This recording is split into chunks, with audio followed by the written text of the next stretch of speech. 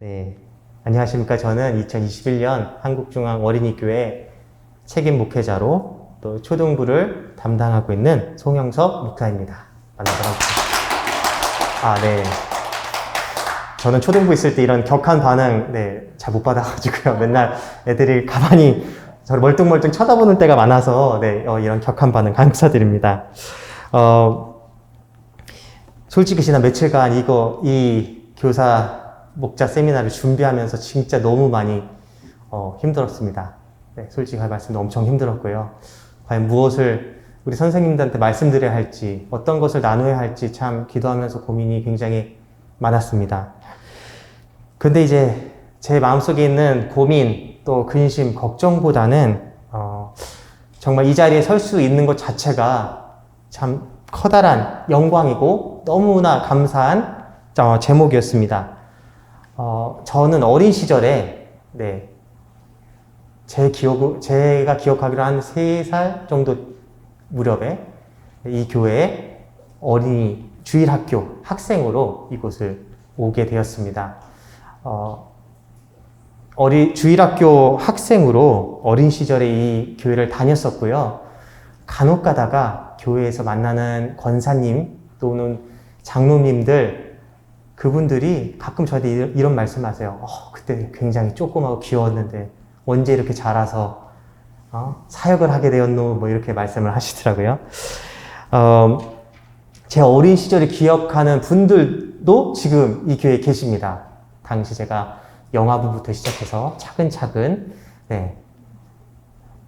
이렇게 부서를 올라가면서 제 모습을 기억하는 분들이 많이 계시는데요. 이렇게 한국중앙교회 주일학교 학생이었던 제가 세월이 흘러 이 자리에 서서 목회자로서 여러분들 앞에 서게 된 것이, 또 이렇게 존경하는 선생님들과 또 부장님들, 또 우리 교육장님들 앞에서 서게 된 것이, 첫 번째도 하나님의 은혜요, 두 번째도 하나님의 은혜, 세 번째도 하나님의 은혜인 것 같습니다.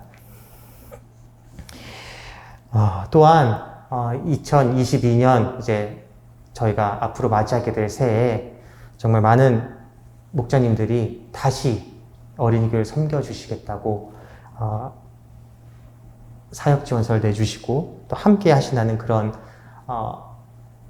말씀을 해주셨습니다. 우선 다가올 2022년 영유아부부터 초등부 이 모든 부서에서 어린이교회를 함께 섬기기로 하신 우리 목자님들 또 모두 주님의 이름으로 진심으로 환영하고 축복하며 또 감사드립니다. 우리가 앞으로 맞게 될 2022년은 정말 특별한 해입니다. 새로운 한 해이기도 하지만요. 한국중앙교회라는 교회가 설립된 지 60주년이 되는 매우 특별한 해입니다. 우리가 지난 60년 동안 하나님께서 이 교회를 아무 탈 없이, 큰 문제 없이 지금까지 인도해 주심에 너무나도 감사드립니다. 그리고 내년에는, 다가올 2022년은 정말 한국중앙공동체에 주신 하나님의 소명과 사명을 다시 한번 기억하고 새로운 각오를 다지고 또 다른 미래를 향해 준비해야 할 한 해인 것 같습니다. 비록 코로나19 확산으로 인해 또 많은 확진자가 나오는 이 환경 가운데 함께 모이는 것, 현장 교육에는 많은 제한이 있습니다. 참 나오셔서 저희 목자님들 얼굴을 한 분 한 분 뵙는 게 참 제가 바라는 바였지만, 그럼에도 제가 함께 할 수 없음에 참 아쉽고요. 그럼에도 온라인을 통해서 목자 교육을 할 수 있게 되어서 먼저 하나님께 감사드립니다.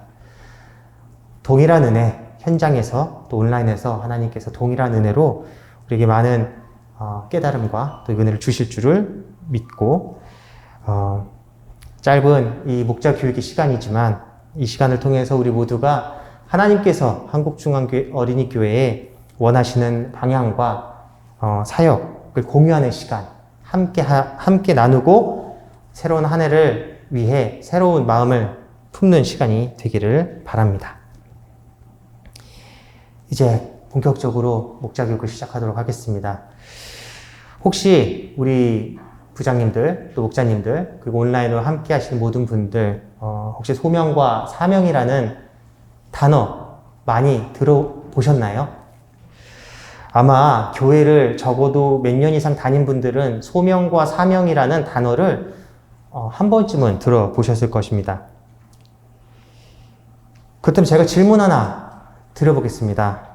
과연 소명과 사명, 그 두 단어의 차이는 무엇일까요? 네, PPT를 한번 띄워주시면 좋을 것 같습니다. 소명과 사명, 이 두 단어의 차이. 넘어가야 되는데, 한 번만 넘겨주시면 감사하겠습니다. 이 두 단어가 때로는 우리가 사용할 때 미묘한 그 차이를 느끼지 못하고 약간 혼동해서 사용하는 경우가 굉장히 많습니다. 혹시 김정숙 부장님, 소명과 사명의 차이에 대해서 정확히 알고 계신가요, 혹시?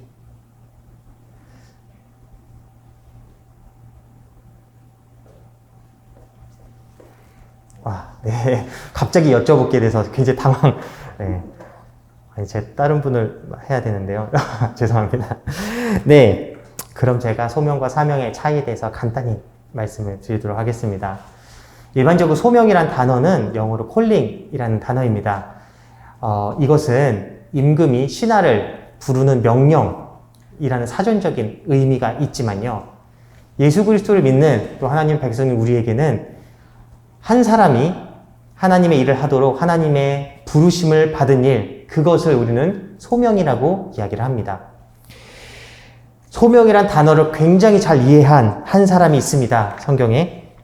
그는 바로 사도 바울입니다. 사도 바울의 모든 서신서, 또 그가 기록한 모든 말씀에는 자신이 어떤 사람인지, 어떤 소명을 받았는지를 분명히 기록하고 있습니다. 특히 로마서 1장 1절에 보면은 이렇게 사도 바울이 말하고 있습니다. 예수 그리스도의 종 바울은 사도로 부르심을 받아 하나님의 복음을 위하여 택정함을 입었으니 라고 이야기합니다. 바울이 어떤 사람입니까? 바울은 예수님을 믿는 제자들을 잡아서 옥에 가두었던, 한마디로 교회를 핍박하던 사람이었습니다. 그런데 그 바울이 다메섹으로 가는 길에서 예수 그리스도를 만나게 됩니다. 그리고 그는 다메섹으로 가는 길에서 자신이 받은 소명을 분명하게 깨닫게 됩니다. 사도 바울은 자신을 예수 그리스도의 종이라 말합니다. 그리고 그가 하나님으로부터 복음을 위해 선택을 받고 또 부르심을 받았다고 로마서 1장 1절에 그는 고백을 하고 있습니다. 또한 베드로, 여러분이 너무나도 잘 알고 있는 베드로는 직접 예수님으로부터 소명을 받은 사람이었습니다. 물고기를 잡고 있었던 어부였던 베드로, 그 베드로를 향해 예수님께서 나를 따라오라라고 부르십니다. 그리고 베드로를 제자로 삼으시고 3년 동안 그와 함께하면서 하나님의 나라를 보여주셨습니다. 사랑하는 우리 목자 여러분, 우리 한 사람 한 사람은 하나님의 부르심을 받은 사람들입니다. 즉 하나님의 소명을 받은 사람입니다. 우리에게는 두 가지 소명이 있습니다. 첫 번째로는 죄악된 이 세상에서 하나님의 자녀로 또 하나님의 백성으로 부르심을 받은 소명이 있습니다. 누군가에 의해 예수 그리스도의 복음을 듣게 되었고 그 예수 그리스도의 복음이 그냥 단순히 지나가는 이야기가 아니라 내 마음속에, 내 삶 속에 분명하게 믿어졌습니다. 그리고 우리 목자님들 한 분 한 분은 복음을 듣고 예수 그리스도를 구주로 영접하였습니다. 그 순간 우리는 이 세상에 죄악된 세상에 속한 사람들이 아니라 영원한 하나님 나라의 백성으로 또 하나님의 끊을 수 없는 사랑 안에 있는 자녀로 부르심을 받았습니다. 이 부르심은 전적인 하나님의 은혜입니다. 우리의 지식으로 나의 의지로 믿어진 것이 아니라 하나님께서 믿게 하신 것. 하나님의 소명을 받은 사람들은 하나님의 은혜를 받은 사람들입니다. 하나님의 자녀로 또 백성으로 부르심을 받은 우리에게는 일상의 소명이 있습니다. 그것이 저에게 주어진 두 번째 소명입니다. 우리 모두는 가정과 학교와 직장과 또 모든 곳에서 우리가 각자에게 맡겨진 일을 또 삶을 감당하며 살아가고 있습니다. 여기서 말하는 일상의 소명이란 예수 그리스도를 믿는 자로서 하나님께서 우리에게 허락하신 삶의 자리에서 그리스도인으로 살아가는 것을 의미합니다. 저에게는 어떤 소명이 있는지 이 목자 세미나를 준비하면서 굉장히 고민을 해보았습니다. 첫 번째로 저는 한 사람의 아들로 부르신 소명이 있습니다. 두 번째로 남편의 소명, 또 아버지의 소명, 그리고 목회자가 된 후에는 목사로서 하나님께서 저를 부르셨습니다. 우리 사랑하는 어린이교회 목자 한 분 한 분 먼저 하나님의 백성과 자녀로 부르심을 받은 것은 확실하고요. 그리고 지금 이 순간 어떤 소명의 자리에서 살아가고 계십니까?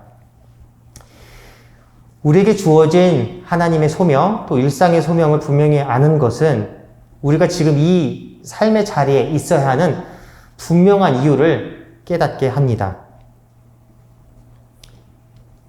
하나님으로부터 부르심을 받은 그것이 소명이라는 단어로, 그 짧은 단어로 설명할 수 있습니다. 사명입니다. 소명. 소명은 하나님의 부르심을 뜻한다고 제가 방금 전에 말씀드렸습니다. 그렇다면 사명이란 과연 무엇일까요? 사전에 보면은 사신이나 사절이 받은 명령이라고 나와 있습니다. 사신이나 사절이 자신의 왕이나 주에게 받은 명령, 이것을 사명이라고 이야기를 합니다. 그러나 우리는 한 걸음 더 나아가서 신앙의 자리에서 사명이 무엇일까 생각하면 바로 하나님께서 각 사람에게, 즉 우리에게 맡겨주신 임무, 이것을 우리는 사명이라고 이야기합니다.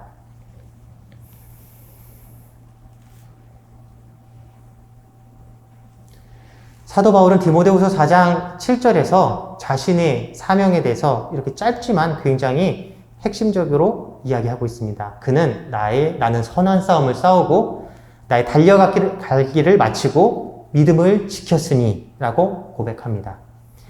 바울에게 있어서는 매 삶의 순간이 선한 싸움으로 하나님 앞에 싸워갔으며 그에게 보여주신 예수 그리스도의 길, 그 길을 끝까지 가는 것, 그리고 그를 핍박하는 자에서 사도로 부르신 그 예수 그리스도를 향한 믿음을 지키는 것, 그것이 자신의 삶에 주어진 사명이라고 분명히 이야기합니다. 마태복음 4장 19절, 예수님께서 베드로를 부르신 후에 베드로가 어떤 사명을 받게 될 건지 말씀을 하시는데요. 바로 예수님께서 이렇게 말씀하십니다. 나를 따라오라. 내가 너희를 사람을 낚는 어부가 되게 하리라. 예수님께서는 베드로와 그 곁에 있던 베드로의 형제를 제자로 부르셨습니다. 단순히 제자로 삼으려는 것이 아니라 그들에게 새로운 사명을 주시기 위해서 그들을 부르셨습니다. 결국 예수님을 따랐던 이 제자들은 오순절에 성령을 받은 이후에 정말 영혼을 구원하는 예수님께서 말씀하셨던 사람을 낚는 어부로 변화되게 됩니다. 그들에게는 새로운 사명이 주어졌습니다.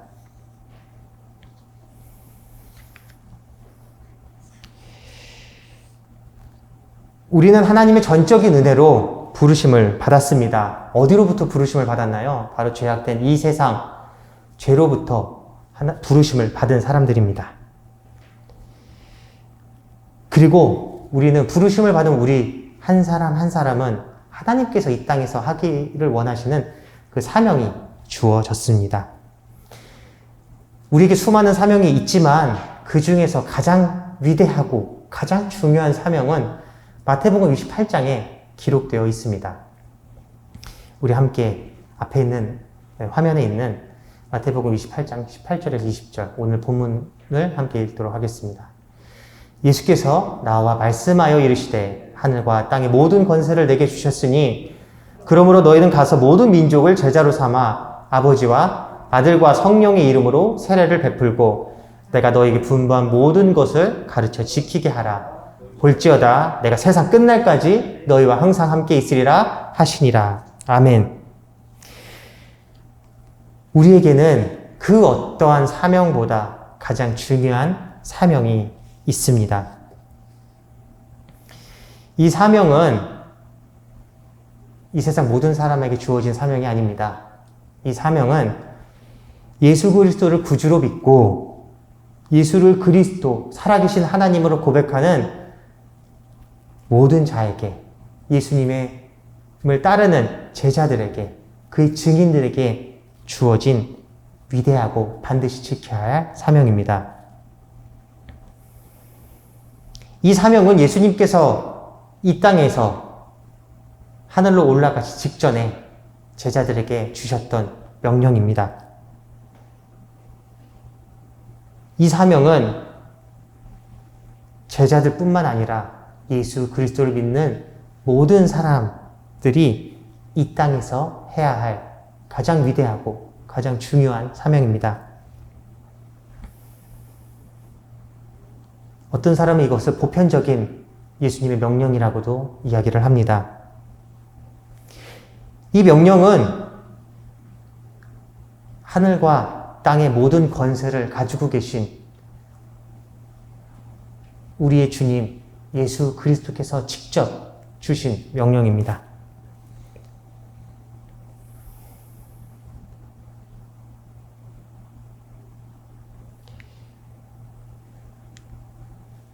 우리가 이 사명을 받은 자로서 매 순간 이 사명을 기억하며 살아가야 할 것입니다.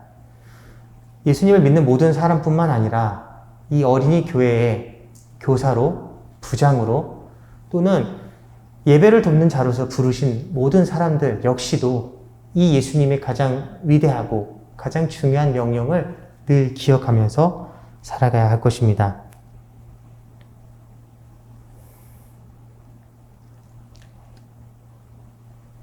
예수님의 부르심을 받은 자, 또 예수님께 위대한 사명을 받은 자에게는 오늘 우리가 읽었던 사도행전 1장 8절 말씀처럼 성령의 임재와 권능이 주어진다고 말합니다. 사도행전 1장 8절에는 이렇게 시작을 합니다. 오직 성령이 너에게 임하시면 너희가 권능을 받고, 예수님의 영, 성령은 모든 사람에게 아무에게나 주어지는 것이 아닙니다. 하나님의 소명을 받은 자, 예수 그리스도의 명령을 받은 자에게 주어지는 놀라운 능력입니다. 그 놀라운 능력을, 성령의 능력을 받은 사람에게는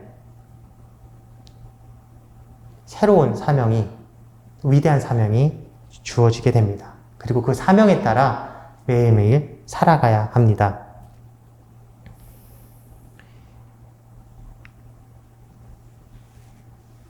우리가 사명을 받은 후 우리의 삶은 전과 같이 죄악된 세상 가운데 살아가는 사람들이 아닙니다. 새로운 사명을, 위대한 명령을 받은 사람은 그 사명을 받은 후에 바로 해야 할 것, 바로 예수 그리스도의 증인된 삶을 반드시 살아가야 할 것입니다. 그렇다면 예수 그리스도의 증인된 삶, 참 이해하기 어렵고 뜬금없는 이야기인 것 같지만 그 증인된 삶이 어떤 삶인지 제가 함께 이 시간 나누도록 하겠습니다. 예수 그리스도의 증인된 삶이란 첫 번째로 사명의 자리로 가는 것입니다.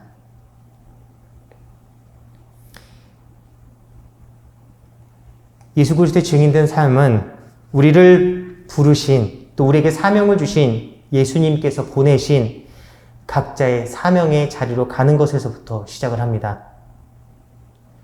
마태복음 28장에서는 예수님의 증인이 가야 할 곳이 모든 민족이라고 기록되어 있습니다.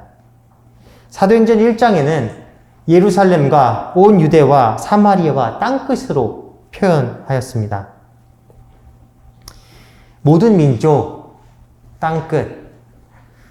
우리가 이런 단어들을 듣게 되면 왠지 아프리카 오지에 가서 하나님을 알지 못하는 사람들에게 예수 그리스도의 복음을 전해야 할 것 같은 생각을 하기도 합니다.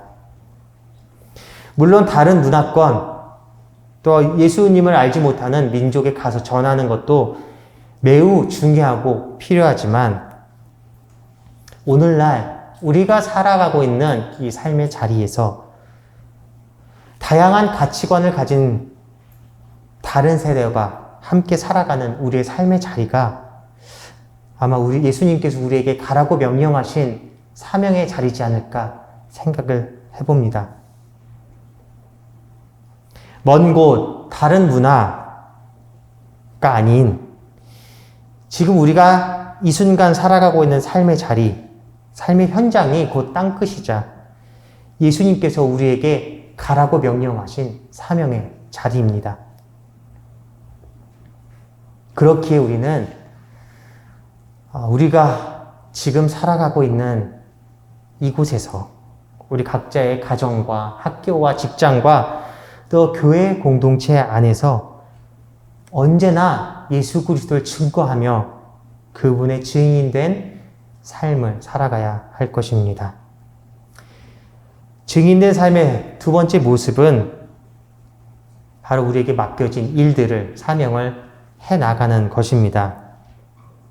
우리는 사명의 자리로 나아가야 한다고 말씀드렸습니다. 그리고 사명의 자리에서 우리가 무엇을 해야 할지 마태복음 28장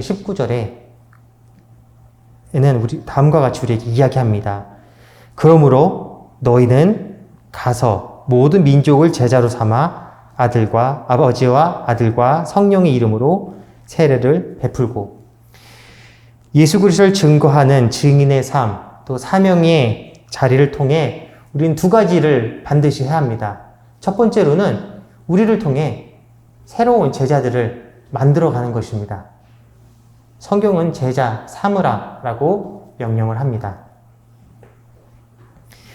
누군가의 제자가 된다는 말 안에는 다양한 뜻이 포함되어 있습니다. 스승의 권위를 인정하는 것도 포함이 되어 있습니다.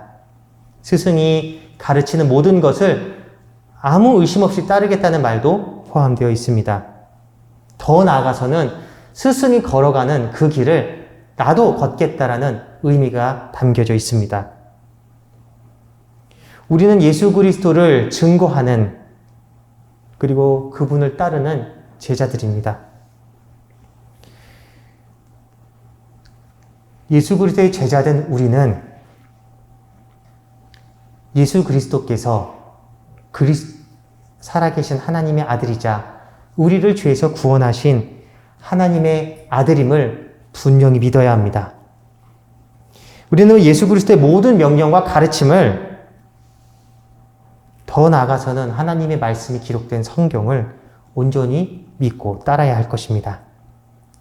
그리고 예수님께서 우리를 위해 열어주신 구원의 길, 또 영원한 생명의 길, 그리고 하나님의 의를 포기하지 않고 끝까지 인내하며 걸어가는 사람, 그 사람이 제자, 예수님의 제자입니다.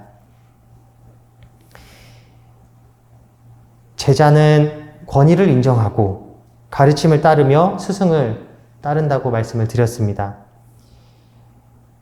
그렇다면 우리가, 제자된 우리가 다른 사람을 예수 그리스도의 제자로 삼는다는 일은 우리가 믿는 예수님, 우리가 따르는 예수님, 우리가 걷는, 지금도 이 순간도 걸어가고 있는 예수 그리스도의 생명의 길을 삶에서 보여주는 것, 그것이 제자 삼는 길이지 않을까 생각을 하게 됩니다. 여기서 우리가 분명히 알아야 할 사실은 우리의 힘이나 우리 재능이나 우리 어떤 선함으로 이것을 할 수 있는 것이 아닙니다.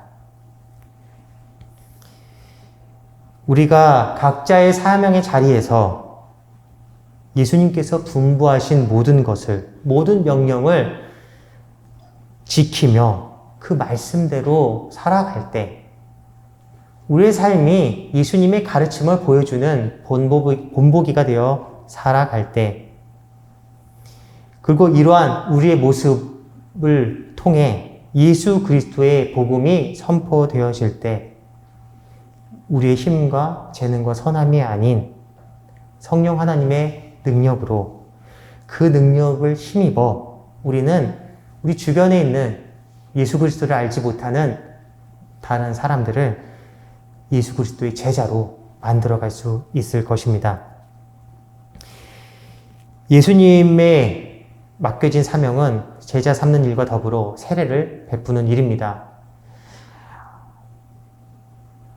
이 세례라는 것 자체 단순히 누군가 목사님으로 인해 물 안에 들어가서 성도가 되었다, 이런 간단한 뜻은 아닙니다. 세례를 받는다는 것은 우리가 세상이 아닌 영원한 생명을 가지신 하나님께, 또 예수 그리스도에게 접붙임을 받은 예수 그리스도와 연합됨을 의미합니다.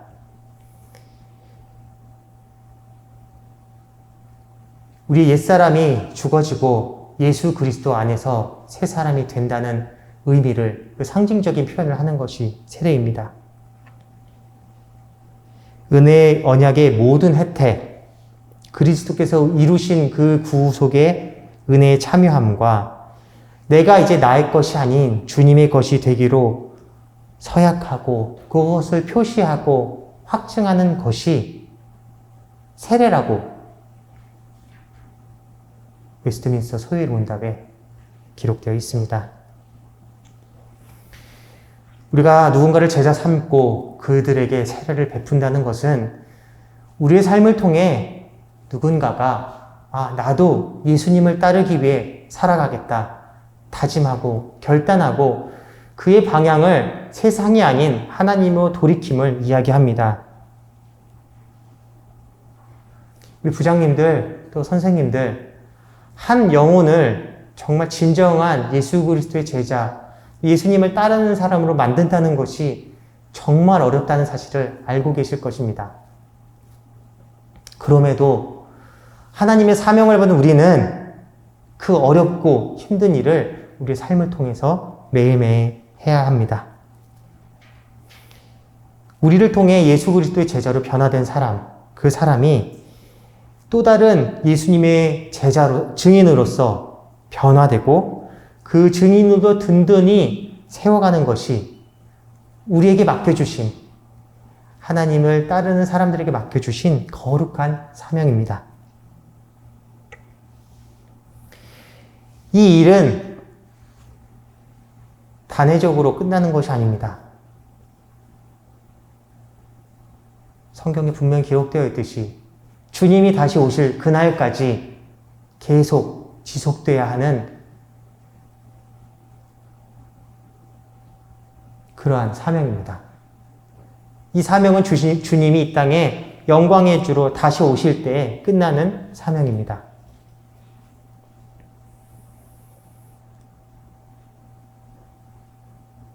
우리는 목자로, 또 때로는 부서의 부장으로, 목회자로 부르심을 받고 사명의 길을 가고 있는 사람들입니다.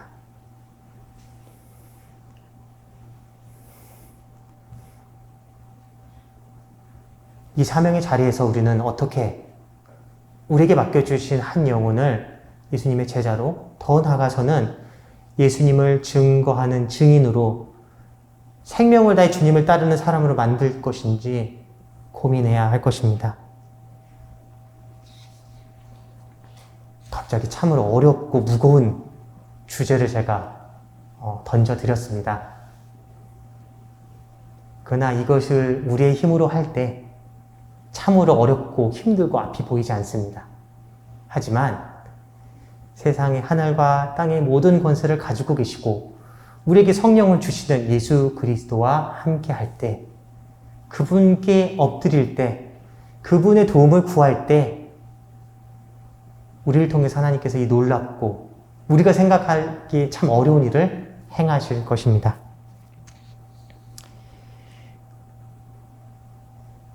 그렇다면 우리가 어떻게 우리 아이들을 맡겨준 영혼, 우리 부서를 예수 그리스도의 제자와 증인으로 세워가야 할지,